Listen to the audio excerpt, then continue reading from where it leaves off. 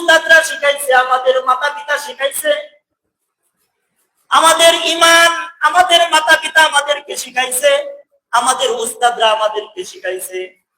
আর সাহাবায়ে কেরামদেরকে ঈমান শিখাইছিলেন স্বয়ং জনাবে মুহাম্মদুর রাসূলুল্লাহ সাল্লাল্লাহু আলাইহি ওয়াসাল্লাম। সাহাবায়ে কেরামদেরকে ঈমান শিখাইছে আল্লাহর রাসূল, আর রাসূল শিখাইছে, আর আমাদেরকে শিখাইছে আমাদের মা বাবা। তাহলে বেশ কম তো হইতেই পারে। হ্যাঁ, এই জন্য আল্লাহ তাআলা বলতেছেন ঈমান আনো। সাহাবায়ে কেরামরা যেরকম ভাবে ঈমান এনেছে, সাহাবায়ে কেরামরা যেরকম ভাবে ঈমান এনেছে ওইরকম ভাবে তোমরা ঈমান আনো। এজন্য সাহাবায়ে কেরামদের ঈমানের সাথে যদি আমাদের ঈমান না মিলে, ততক্ষণ পর্যন্ত আমাদের ঈমান আল্লাহর দরবারে কবুল হবে না, ততক্ষণ পর্যন্ত আমাদের ঈমান আল্লাহর দরবারে মকবুল হবে না। আল্লাহর দরবারে আমাদের ঈমান কবুল হওয়ার জন্য শর্ত হচ্ছে সাহাবায়ে কেরামদের ঈমানের সাথে আমাদের ঈমান মিলতে হবে, সাহাবায়ে কেরামদের আমলের সাথে আমাদের ঈমান আমাদের আমল মিলতে হবে। এখন বলতে পারেন যে হুজুর বেশ কম কি? বেশ কম তো এটাই একটা মৌলিক বেশ কম আছে। যেরকম আমরাও ছোটকালে লেখাপড়া করেছি, খেলাধুলা করেছি। হ্যাঁ, আমরা খেলাধুলা করছি না ছোটকালে? হ্যাঁ, পড়াও করেছি, খেলাধুলাও করেছি। কিন্তু এখনকার ছেলে পেলে যারা, তারাও খেলাধুলা করে, তারাও লেখাপড়া করে। কিন্তু বেশ কম হচ্ছে এটাই যে আমরা লেখাপড়া করেছি, খেলাধুলাও করেছি, কিন্তু আমরা লেখাপড়ার ফাঁকে ফাঁকে খেলাধুলা করেছি। আর এখনকার ছেলেপেলেরা কি করে? খেলাধুলার ফাঁকে ফাঁকে লেখাপড়া করে। হ্যাঁ, খেলাধুলার ফাঁকে তারা লেখাপড়া করে, আর আমরা করছি লেখাপড়ার ফাঁকে খেলাধুলা করছি। যে কিছু বন্ডরা আছে তারা বলে যে হুজুর আঙ্গর দলেও তো আলেম আছে, আমাদের দলেও আমাদের সাথেও আলেম উলামারা আছে। কিন্তু আমরা বলি কি যে আমরা আলেমদের সাথে আছি, আমাদের সাথে আলেম না, আলেমের সাথে আমরা আছি। বলবে যে আমরা আলেমের সাথে আছি, আমরা রাসূলের সাথে আছি, আমরা কোরআনের সাথে আছি, আমরা দ্বীন ইসলামের সাথে আছি। আর যারা ভণ্ড তারা বলবে যে আমাদের সাথে তো আলেম আছে, আমাদের সাথে আলেম আছে। এটা হচ্ছে আমাদের সাথে আলেম আছে মানে যেই সকল উলামায়ে সু আছে, ওই সকল উলামায়ে কেরামরা আমাদের কথা অনুযায়ী, আর আমরা আলেমদের সাথে আছি মানে আলেমদের কথা মতে আমরা চলি। হক্কানি উলামায়ে কেরামদের কথা মতে আমরা আমাদের জীবন চালাই। আর যদি বলি যে না, উলামায়ে কেরাম তো আমাদের সাথে আছে, তার মানে যেই সকল উলামায়ে সু আছে, ওই সকল উলামায়ে কেরামরা তোমাদের সাথে থেকে, তার মানে সঠিক দিনের উপরে তোমরা নাই। তোমাদের সাথে আলেম আছে মানে তোমরা সঠিক দিনের উপরে না। সঠিক দিনের উপরে তারাই যারা আলেম উলামাদের সাথে আছে, কোরআনের সাথে আছে, রাসূলের সাথে আছে, আল্লাহর সাথে আছে। তারা হচ্ছে সঠিক দিন ধর্ম পালন করতেছে। এজন্য সাহাবায়ে কেরামদের আমল আর আমাদের আমলের সাথে মৌলিক পার্থক্য হচ্ছে সাহাবায়ে কেরামরা আমল করতেন, নেক আমল করতেন, নেক আমলের পাশাপাশি তারা দুনিয়াও করতেন। বুঝেন নাই? নেক আমলের পাশাপাশি তারা দুনিয়া করতেন। যে তারা কি দুনিয়া করেন নাই? তারাও দুনিয়া করছে, তারাও হাট বাজার করছে, ওনারাও ব্যবসা বাণিজ্য করছেন, খেজুরের বাগানের চাষ করছেন, খেজুরের বাগান রক্ষণাবেক্ষণ করছেন, দুনিয়াবি কাজ কাম তারা করেছেন। কিন্তু দুনিয়াবি কাজকামগুলি তারা করেছেন আখিরাতের পাশাপাশি, নেক আমলের পাশাপাশি তারা দুনিয়াবি কাজকাম করছেন। আর আমরা কি করি? আমরা আমল করতেছি, দুনিয়ার পাশাপাশি সামান্য সময় পাইলে আমল করি। হ্যাঁ, আমরাও তো আমল করি। এই যে শুক্রবার দিন মসজিদে আসি, তারপরে মাঝে মাঝে নামাজ পড়ি, শুক্রবারের নামাজ পড়ি, মাঝে মাঝে 5 ওয়াক্ত নামাজ, মাঝে মাঝে সময় পাইলে আসর, জোহর, মাগরিব, যেই সময় সুযোগ পাই এক এক ওয়াক্ত পাইলে পড়ি। হ্যাঁ, আমরাও তো নেক আমল করি। কিন্তু পার্থক্য হচ্ছে কি, উনারা নেক আমল করতেন, নেক আমলের পাশাপাশি দুনিয়ার কাজকাম করতেন। আর আমরা করি দুনিয়ার কাজকাম করি, দুনিয়ার কাজকামের পাশাপাশি সময় পাইলে নেক আমল করি। এটা হচ্ছে মৌলিক পার্থক্য। পার্থক্য শেষ হয় নাই, আরো পার্থক্য আছে। আমরা যখন দুনিয়ার পাশাপাশি যখন নেক আমলগুলি করি, তখন আমাদের নেক আমলটাও দুনিয়ার কাজের সাথে সংমিশ্রণ হয়ে যায়। দুনিয়ার কাজের সাথে আমাদের নেক আমলগুলি মিলে ওই নেক আমলগুলিও দুনিয়াবি কাজকাম হয়ে যায়। আর সাহাবায়ে কেরাম রাদিয়াল্লাহু তাআলা আনহুম, ওনারা নেক আমল করতেন, নেক আমলের পাশাপাশি দুনিয়ার যে সকল কাজকাম করতেন, ওনাদের নেক আমলের পাশাপাশি দুনিয়ার কাজকাম করার কারণে ওনাদের দুনিয়াবি কাজকামগুলিও নেক আমলে পরিণত হয়ে যাইত। সুবহানাল্লাহি ওয়া বিহামদিহি। ওনাদের নেক আমল যে করতেন, এই নেক আমলের পাশাপাশি সময় পাইলে দুনিয়াবি কাজকাম করতেন। আর যখন আখিরাতের প্রতি তাদের এত গুরুত্ব ছিল, এজন্য যে দুনিয়াবি কাজকামগুলি করতেন এইগুলিও নেক আমলে পরিণত হইত। আর আমরা যখন দুনিয়ার কাজকাম নিয়েই ব্যস্ত থাকি, সময় পাইলে নেক আমল করি, তখন আমাদের নেক আমলগুলিও দুনিয়ার কাজকামে পরিণত হয়, এগুলিও নেক আমল হয় না। এই হলো পার্থক্য, মৌলিক পার্থক্য। আরো তো অনেক পার্থক্য আছে। এই সকল পার্থক্য থাকার কারণে আল্লাহ তাআলা নিজেই ঘোষণা দিতেছেন, ও দুনিয়ার মানুষেরা, ও দুনিয়ার ঈমানদারেরা, ইয়া আইয়ুহাল্লাযীনা আমানু আমিনু বিল্লাহ, তোমরা ঈমান আনো যেরকম ভাবে সাহাবায়ে কেরামরা ঈমান এনেছিলেন। তোমরা আমল করো যেইভাবে সাহাবায়ে কেরামরা আমল করেছিলেন। তোমরা নামাজ পড়ো যেইভাবে সাহাবায়ে কেরামরা নামাজ পড়েছিলেন। তোমরা যাকাত দাও যেইভাবে সাহাবায়ে কেরামরা যাকাত দিয়েছিলেন। তোমরা হজ করো যেইভাবে সাহাবায়ে কেরামরা হজ করেছিলেন। তোমরা দান খয়রাত করো যেইভাবে সাহাবায়ে কেরামরা দান খয়রাত করেছিলেন।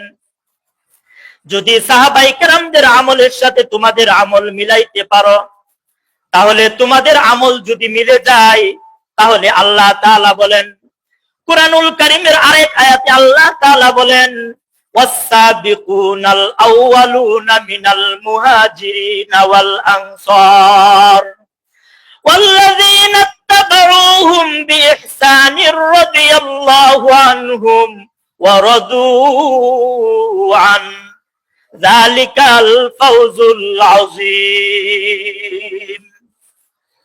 আল্লাহ বলেন, সাহাবায়ে কেরামদের আমলের সাথে যদি তোমাদের আমল মিলে, তোমরা তো সাহাবায়ে কেরামদের আমলের সাথে মিলাইতে পারবে না। তারপরেও তোমরা যদি চেষ্টা করো সাহাবায়ে কেরামদের আমলের সাথে আমল মিলানোর জন্য, যদি শুধু চেষ্টা করো, তাহলে আল্লাহ তাআলা বলেন, সাহাবায়ে কেরামদেরকে আমি এমন পুরস্কার দিয়েছি, والسابقون الأولون من المهاجرين والأنصار والذين اتبعوهم بإحسان رضي الله عنهم ورضوا عنه। আল্লাহ তাআলা বলেন, সাহাবায়ে কেরামদের প্রতি তারা যে নেক আমল করেছে ওই আমলের প্রতি আমি খুশি হয়ে তাদেরকে 2টা পুরস্কারের ঘোষণা আমি দিয়েছি। 2টা পুরস্কারের ঘোষণা দিয়েছি। 1 নাম্বার পুরস্কার হচ্ছে তাদের উপর আমি রাজি খুশি হয়ে গেছি। সুবহানাল্লাহি ওয়া বিহামদি। আল্লাহ বলেন রাদিয়াল্লাহু আনহুম ওয়া রাদু আন, সাহাবায়ে কেরামদের প্রতি আমি রাজি খুশি হয়ে গেছি। 2য় নাম্বার পুরস্কার হচ্ছে কানাত লাহুম জান্নাতুল ফিরদাউসি নুজুলা। আল্লাহু আকবার। আল্লাহ বলতেছেন 2য় নাম্বার পুরস্কার হচ্ছে তাদের জন্য আমি জান্নাতুল ফেরদাউস রেডি করে রেখে দিয়েছি। সুবহানাল্লাহি ওয়া বিহামদিহি। কানাত লাহুম জান্নাতুল ফিরদাউসি নুজুলা। ওই মানুষগুলির জন্য, সাহাবায়ে কেরামদের জন্য আমি জান্নাতুল ফেরদাউস রেডি করে রেখে দিয়েছি। এই জন্য আপনি আমি যদি সাহাবায়ে কেরামদের আমলের সাথে আমল মিলাইতে চাই, আপনি আমি যদি সাহাবায়ে কেরামদের আমলের সাথে যদি আমাদের আমল মিলাইতে চাই, সাহাবায়ে কেরামদের ঈমানের সাথে অবশ্যই আমাদের আমলের মধ্যে সাহাবায়ে কেরামদের নূর আনতে হবে। সাহাবায়ে কেরামদের অনুসরণ আমাদের আমলের মধ্যে থাকতে হবে। রাসূলের অনুসরণ আমাদের আমলের মধ্যে থাকতে হবে। রাসূলের ভালোবাসা আমাদের আমলের মধ্যে থাকতে হবে। আল্লাহ তাআলা যেমন বলতেছেন কুল ইন কুনতুম তুহিব্বুনাল্লাহ ফাত্তাবিউনি ইউহিব্বুকুমুল্লাহ ওয়া ইয়াগফির লাকুম। আল্লাহ বলেন যদি তোমরা আল্লাহকে ভালোবাসতে চাও, সাহাবায়ে কেরামদেরকে, রাসূলকে যদি ভালোবাসতে চাও, আল্লাহর অর্জন করতে চাও, তাহলে আল্লাহ তাআলা নিজেই বলতেছেন তাহলে ফাত্তাবিউনি, তুমি আমার রাসূলের আনুগত্য করো, আমার রাসূলের আনুগত্য করো, সাহাবায়ে কেরামদের আনুগত্য করো। রাসূল যেইভাবে জীবন পরিচালনা করতে বলেছেন ওইভাবে তোমরা করো। সাহাবায়ে কেরামদের আমলের সাথে মিলে যাবে। যদি করতে পারো তাহলে তোমাদের ঈমান সাহাবায়ে কেরামদের ঈমানের সাথে মিলে যাবে। আর যদি তোমাদের ঈমান এবং আমল যদি সাহাবায়ে কেরামদের সাথে মিলে যায়, তাহলে সাহাবায়ে কেরামদেরকে আল্লাহ তাআলা যেরকম 2টা পুরস্কার দিয়েছেন, একটা হচ্ছে সাহাবায়ে কেরামদের প্রতি আল্লাহ তাআলা রাজি খুশি, 2য় নাম্বার পুরস্কার হচ্ছে কানাত লাহুম জান্নাতুল ফিরদাউসি নুজুলা। এজন্য যদি আমরা সাহাবায়ে কেরামদের সাথে আমাদের আমল মিলাইতে চাই, তাহলে নেক আমলের কথা শোনার পরে ওই সময় থেকে, এখন থেকে, আজকে থেকে, এই সময় থেকে আমাদের তওবা করতে হবে। এখন থেকে আমাদের পাপ কাজ ছেড়ে দিতে হবে। নেক আমলের দিকে আমাদের ধাবিত হয়ে যেতে হবে। এখন থেকেই পাপ কাজের দিকে আর যাওয়া যাবে না। সময় নাই, আর অযথা সময় নষ্ট করেন না, আর সময় নাই যুবকরা, আর সময় নাই। কারণ ইদানিং আপনাদের সামনে, আমাদের সামনে আপনারা দেখতেছেন ইদানিং যেই মানুষগুলি মৃত্যুবরণ করতেছে, আপনি বলবেন আমার তো বয়স মাত্র 30, 35, 40, 50 হয় নাই, 60 হয় নাই। আমরা তো একটা ধারণা করি, একটা অনুমান নিজে নিজে করতেছি যে আমরা 60, 70, 80 বয়স হবে, তারপরে বুড়া হব, নাতি নাত করে মুখ দেখবো, তারপরে মরবো। তার আগেই তো আমি তওবা করব, তার আগেই তো আমি নেক আমল করব। এরকম একটা চিন্তা ফিকির আমরা করতেছি। না না না, এই চিন্তা ফিকির করলে লাভ নাই। আমাদের সামনেই দেখতেছেন, এই যে গত সোমবার দিন আমাদের এই রশিদ ভাই ইন্তেকাল করলেন। উনার বয়স তো 50 হয় নাই। গতকালকেও আরেকজন ইন্তেকাল করছেন, তার বয়স 50 হয় নাই, 40 হয় নাই। আপনি কোন আশায় বৈশা রয়েছেন যে না আমি তো বয়স হবে তারপরে আমি মরবো? তার কয়েকদিন আগে যে আরেক মাস্টার ইন্তেকাল করলেন, সেও তো বুড়া হয় নাই। আপনি কোন আশায় বসে আছেন যে না আমার বয়স তো 60-70-80 বয়স হবে, তারপরে আমি তো মসজিদ যে ধরবো, আর মসজিদে বাহির হব না, 5 ওয়াক্ত নামাজ পড়বো, তওবা করব, আল্লাহর কাছে মাপ চাইবো। না, সময় নাই। আর সময় নষ্ট করেন না, আর নষ্ট করেন না। অনেক সময় আমরা নষ্ট করে ফেলেছি।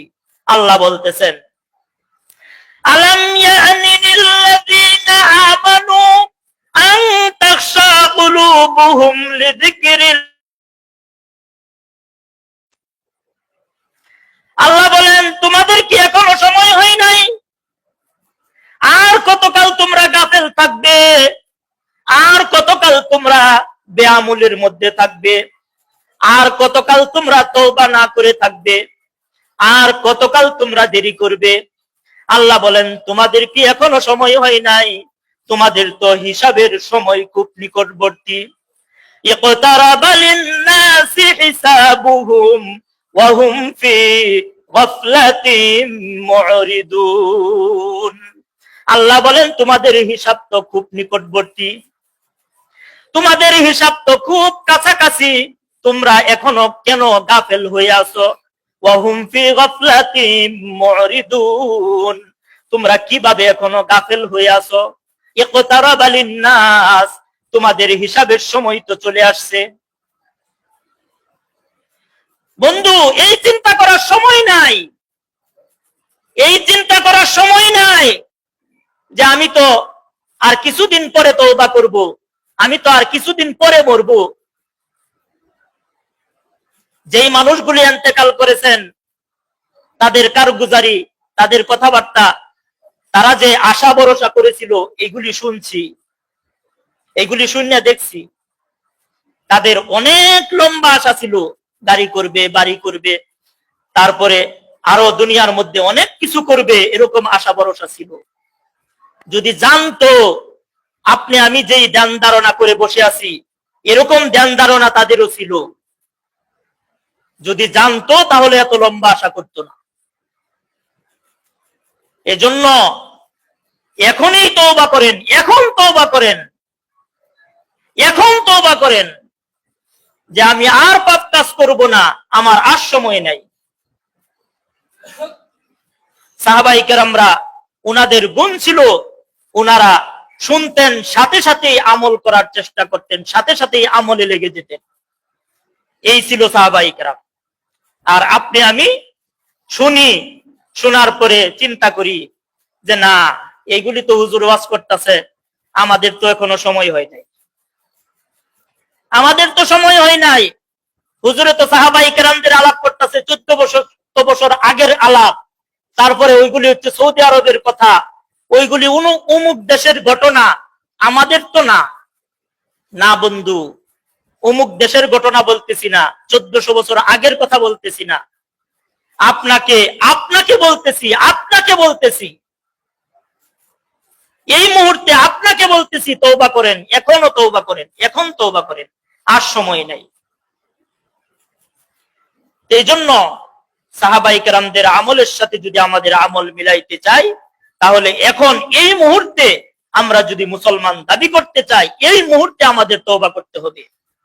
আল্লাহর নাম গাফফার, আল্লাহর নাম গাফফার। দুনিয়ার পুলিশ আসামিকে খুঁজে শাস্তি দেওয়ার জন্য, দুনিয়ার র্যাব বাহিনী আসামিকে খুঁজে শাস্তি দেওয়ার জন্য, দুনিয়ার মানুষ সন্তান যদি অন্যায় করে মা বাবা খুঁজে সন্তানকে শাস্তি দেওয়ার জন্য, অভিভাবক তার অধীনস্থ লোক যদি অন্যায় করে তাহলে অধীনস্থ লোককে সে খুঁজে শাস্তি দেওয়ার জন্য। আর আল্লাহ তাআলার একটা নাম হচ্ছে গফফার। আমরা একবার বলি ইয়া গফফারু, সবাই বলেন ইয়া গফফারু, ইয়া গফফারু, ইয়া গফফারু। আল্লাহর একটা নাম হচ্ছে গফফার। আল্লাহ বলেন, আমি অন্যায়কারীদেরকে খুঁজি ক্ষমা করে দেওয়ার জন্য। সুবহানাল্লাহি ওয়া বিহামদিহি। আল্লাহ বলেন আমি অন্যায়কারীকে খুঁজি ক্ষমা করে দেওয়ার জন্য, আমি অন্যায়কারীকে খুঁজি মাফ করে দেওয়ার জন্য। দুনিয়ার মানুষ দুনিয়ার আইন ব্যবস্থা আসামিকে খুঁজে শাস্তি দেওয়ার জন্য, আর আল্লাহ বলেন আমি অন্যায়কারীকে খুঁজি মাফ করে দেওয়ার জন্য।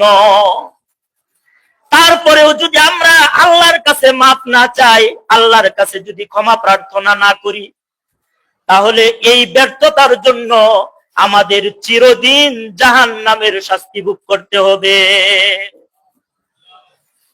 চিরদিন শাস্তি ভোগ করতে হবে যদি এখনো আমরা তওবা না করি। আল্লাহ ডাকতেছেন আলা মিন মুস্তাগফিরিন ফাগফির আলা। এখন বলবেন যে হুজুর আমি তো অনেক গুনাহ করেছি, আল্লাহ আমার কত গুনাহ মাফ করবেন? আল্লাহ আমাদের কত গুনাহ মাফ করবেন? আমি তো অনেক গুনাহ করেছি, আমার গুনাহ তো আমি গুনে শেষ করতে পারবো না। আল্লাহ কি উত্তর দেয় দেখেন, আল্লাহ বলতেছেন হে বান্দা তুমি যত গুনাহ করেছো আমি তোমার সব গুনাহ মাফ করে দিব। সুবহানাল্লাহি ওয়া বিহামদিহি।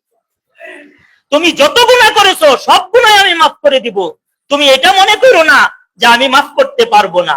তুমি যত গুনাহ করতে পেরেছো আমার গাফফার নামের পরিধি তার চেয়ে অনেক অনেক হাজার হাজার কোটি কোটি গুণে বেশি। সুবহানাল্লাহি ওয়া বিহামদিহি। এজন্য দোস্ত আসেন এখনই তওবা করি, এই মুহূর্তে তওবা করেন, এই মুহূর্তে তওবা করেন, আর সময় নাই। এত দয়ালু মাওলা, এত দয়ালু রব, যিনি মাফ করার জন্য খুঁজেন, তারপরেও যদি আমরা মাফ না নেই, তাহলে এই এই আমরা যে এই অবহেলা করলাম, অবহেলা করে যে এই সময় নষ্ট করলাম, এজন্য আল্লাহর কাছে আমাদের অনেক বড় খেসারত দিতে হবে, অনেক বড় খেসারত দিতে হবে। ওয়ান টাইম, জীবনটা ওয়ান টাইম। মরার পরে ওই কবরস্থ মানুষগুলি তারা বারবার আল্লাহর কাছে বলতেছে যে আল্লাহ আরেকবার দুনিয়ায় যাওয়ার সুযোগ দাও, শুধু নেক আমল করব, শুধু দান সদকা করব, শুধু ভালো কাজ করব। কিন্তু বন্ধু আর সুযোগ দেওয়া হবে না। এজন্য ওয়ান টাইম জীবন আপনার, এটা এই গ্যারান্টিও নাই যে আপনি এইখান থেকে উঠে বাড়িতে যেতে পারবেন।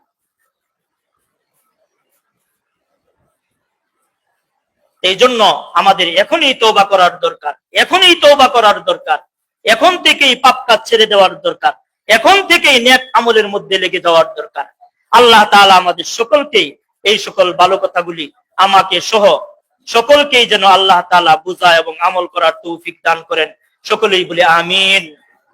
সুবহানাল্লাহি ওয়া বিহামদিহি, সুবহানাকাল্লাহুম্মা ওয়া বিহামদিকা, আশহাদু আল্লা ইলাহা ইল্লা আনতা আস্তাগফিরুকা ওয়া আতুবু ইলাইক। যারা সুন্নত পড়ি নাই 4 রাকাত সুন্নত পড়ে নি। সুবহানাল্লাহি ওয়া বিহামদিহি।